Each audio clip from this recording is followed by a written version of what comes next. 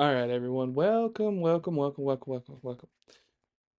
Today is going to be a little bit interesting because today, well, technically it's the night before, but today we're going to talk about some of the injuries that the Alabama's going to be dealing with during spring practice, which should start the day that I upload this video, which is going to be Sunday, March 8th, is when they're going to start practice. And I'll get a little bit more information for you later about like you know, when A Day may be, because I'm not 100% for sure, but we're actually having an A Day game this year, and we may talk about that a little later too. But what I wanted to talk to you about is, do I believe some of these injuries are going to hurt us or help us? Well, honestly, sitting right now and looking at some of these guys that need the reps, that need the practice, I I don't foresee it being too big of a deal that some of these guys are missing reps.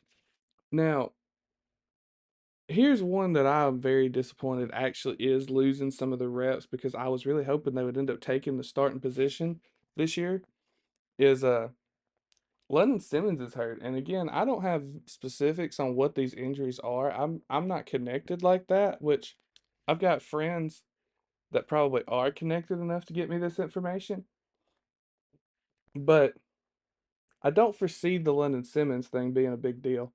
We have two guys, and one of them's coming back from injury, and the other one had several good stats from last year and a lot of good snaps. But Jeremiah Beeman is coming back. I had completely forgotten Jeremiah Beeman even existed, if I'm being honest with you. And I keep up pretty well with the Alabama Crimson Tide. I, honest to God, forgot Jeremiah Beeman even existed. Now, there is no there is no perfect world where I think that between Jeremiah Beeman, Edric Kill, and London Simmons, that we can get everybody the amount of snaps they need to develop the way that they do. Because London Simmons himself, as well as he played last year, still was, in my opinion, needing this development. Now, again, it's just spring, and I know a lot of people out there will think the same way I do. Edric Hill is probably going to benefit the most. He's probably going to benefit more than Jeremiah Beeman. Edric Hill last year had 20 tackles, 11 solos, and a sack. Edric Hill was sharing snaps with London Simmons, and honestly, after looking at stats, I might have been sleeping on Edric Hill. I'm one, I can admit that. Edric Hill could take the starting spot, and again, between these three guys, I don't have enough information. I haven't watched all of them enough to really give you the most accurate way that I think this could go, but honestly, Edric Hill and Jeremiah Beeman are probably going to benefit the most on the team from Lennon Simmons being out, because that means, again, more first team reps equals more development. And right now, that's my biggest issue with some of our team is they have the talent, they have the physicals, but do they have the development? Do they have the reps? Do they have the discipline to do these things? And we're going to see, and they're going to hopefully deal with some of that. But we're going to have to move on. And the next guy that we're going to talk about, honestly, I I don't know who he is. I'm telling you, as well as I keep up with Alabama, I need to get I need to get back on it and get on these rosters because we got, I believe is a sophomore or a junior. I think he might be a sophomore. I can give you that information. It's Will Sanders, an interior lineman.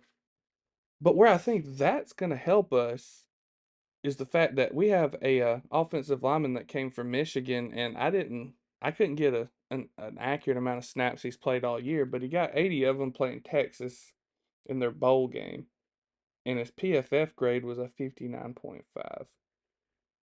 I know this is not the end all be all to how well a player plays, because honestly, it just gives me a basic idea of what I'm looking at as far as this player goes. But golly, we're gonna have to get that up, and that's why I think this is gonna be good for him because now he can take this opportunity that he has, and we take this 59.5, and before we come into season, we get it up in the 60s, maybe the 70s. I mean, heck, shoot for the 90s, man. This is University of Alabama. we're gonna need these guys. We're gonna need these linemen.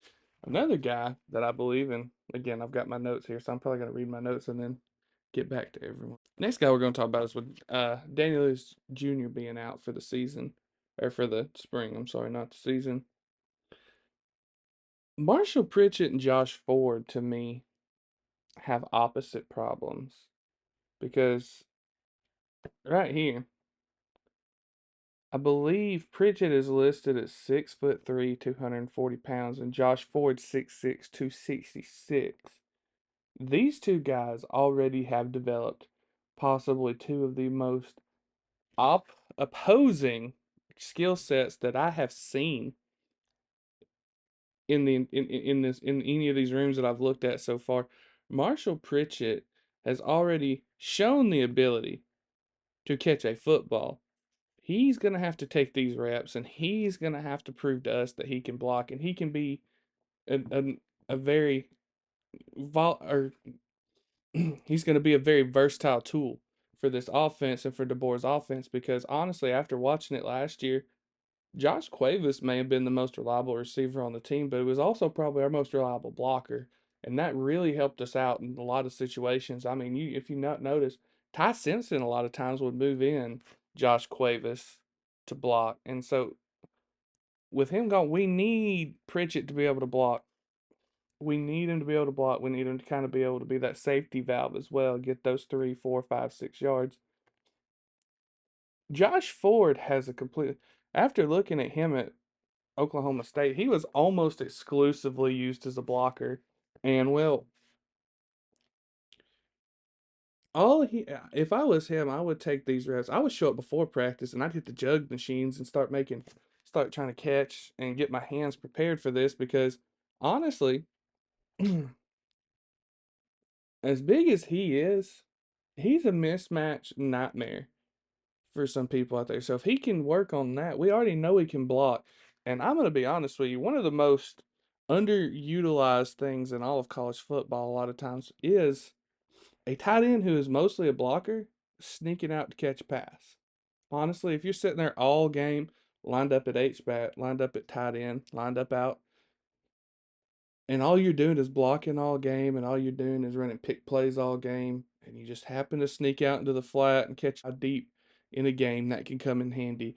So as long as Josh Ford can prove that he can catch a ball, honestly, I would not mind seeing him as our starter.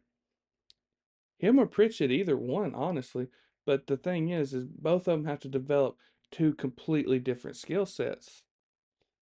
And we're just going to see who actually positions themselves to take on that responsibility because I have no I have no doubt that Lewis can actually keep the position. But these other two guys, it's never a bad thing to have more than one tight end, especially in today's college football realm.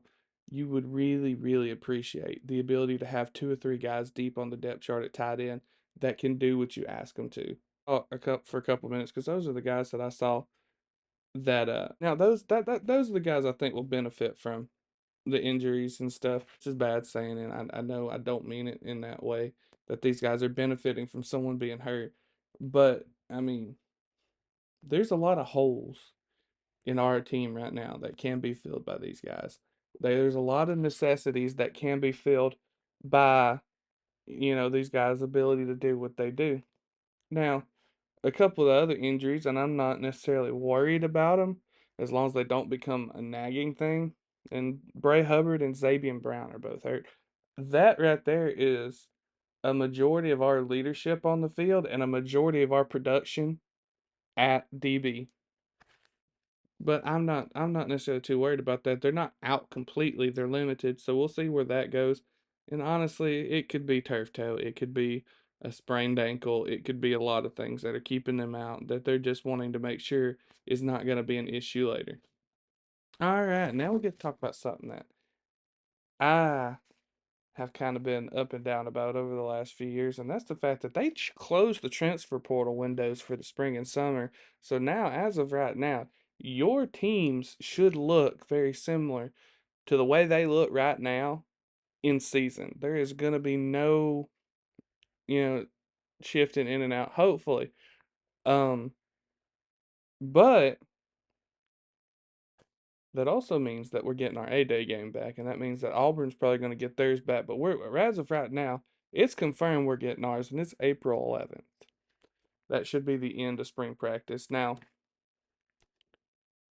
where I think this is good is now we finally get a chance for these guys to go out and not just in front of a lot of people, because this has always been an event that is more for the fans than it is for the team, because now the team gets to go out there, or the fans get to go out there. They get to see how the team performs in person. They get to meet some of the players. It's a big event. There's a lot of things happen during A-Day that a lot of the fans have been missing for the last couple of years, and now we might even be able to bring back one of my favorite traditions if it's a traditional game, to which I haven't seen anything to the other. Now, if I'm wrong, I'm wrong. Is beans and franks or steaks. Whoever wins gets steaks for the day, and whoever loses has to eat beans and franks. Which, honestly, in my opinion, I would really love to see that tradition come back, because there's just a competitiveness. Because I don't know, man, I can eat some beanie weenies, but I big old juicy ribeye, and I was a big boy in high school. I'm a big boy now. Oh yeah, you want to motivate me? I used to tell coach, you want to motivate me to hand me the football. Put a sandwich in the end zone. There you go. Put a sandwich sitting right there in the end zone. Put me an Italian sub in the back of the end zone. I will get you that touchdown, coach, every single time. So we get that to come back, and honestly, I think it could help Kalen DeBoer in his image with the fans as well, because there's a lot of wishy washiness about Kalen DeBoer right now. There's some people want him fired, some people like him. I mean, I'm in the group that I like him because do I think there are coaches out there that probably would be having a little bit more success with us right now? Yeah, probably. But Kalen is a good coach. Kalen has the potential to get Alabama where we need to be. He took a less than Washington team and made them great. So why can't he do the same with us? Sometimes it just takes a little while. So I'm excited about that, because some of this could help save face with the fans too, and it might buy him just a little bit more leeway come beginning of the season, because this year we start the 9-game conference schedule, and that's going to open up a whole bag of worms. And I may go into that a little later, in a different video about that, but how that's going to affect Alabama's season. But I just wanted to talk real quick about some of the things I noticed about some of the injuries in spring. Now I'll see y'all in the next one, and like I said, next time we may discuss Alabama's schedule and what we're looking at right here. So till then, though, I'll catch y'all on the flip side.